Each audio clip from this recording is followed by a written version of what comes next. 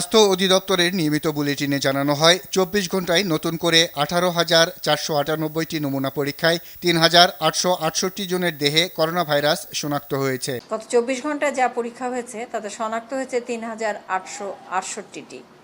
২৪ ঘন্টায় শনাক্তের হার ২০.৯১% এবং এ পর্যন্ত শনাক্তের হার ১৮.৭২%। ২৪ ঘন্টায় আরও ১,৬৩৮ জন সহ সুস্থ হয়েছেন ৫৩,১৩৩ জন। এদিকে রাজধানীর মুগদা মেডিকেল কলেজ ও হাসপাতালে নমুনা দিতে এসে শারীরিক দূরত্ব না মেনে লাইনে দাঁড়াতে হচ্ছে।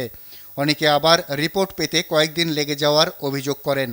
এর আগে করছে এখানে, তখন এখানকার রিপোর্টটা পাইনি, মানে মেসেজ যাওয়ার কথা যায়নি। এখন হাসপাতালটা করতে চাই, ওরা বলছে হাসপাতালেরটা পরে দিবে।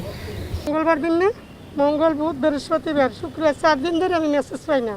আমার হাজবেন্ড অসুস্থ। দিন আগে দিছিলেন না? হ্যাঁ, আজ পর্যন্ত মেসেজ পাইনি মোবাইলে। কারোর সঙ্গে যোগাযোগ করছেন এখানে এসে? উনি বলছি, তারা বলছে যে 1 সপ্তাহ পরেও যায় সময়। দেখা গেছে যেই সিরিয়ালটা দেখছেন এটা তো মানে একটু ঝুঁকি সিরিয়ালটা, একটু ডিস্টেন্সের দরকার ছিল সিরিয়ালটা।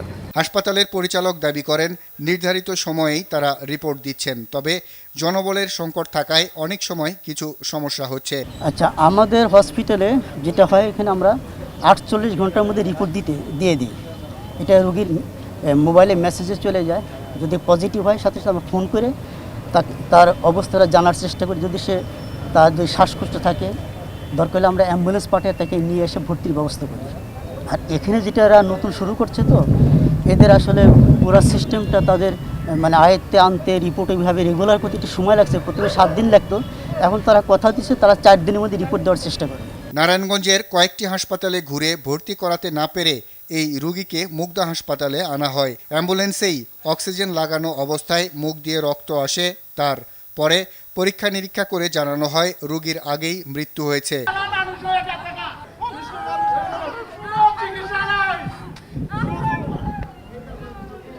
করোনা চিকিৎসার জন্য নির্ধারিত কর্মীটোলা হাসপাতালেও স্বাস্থ্যকর্মী সংকটের অভিযোগ করলেন রোগীর স্বজনরা।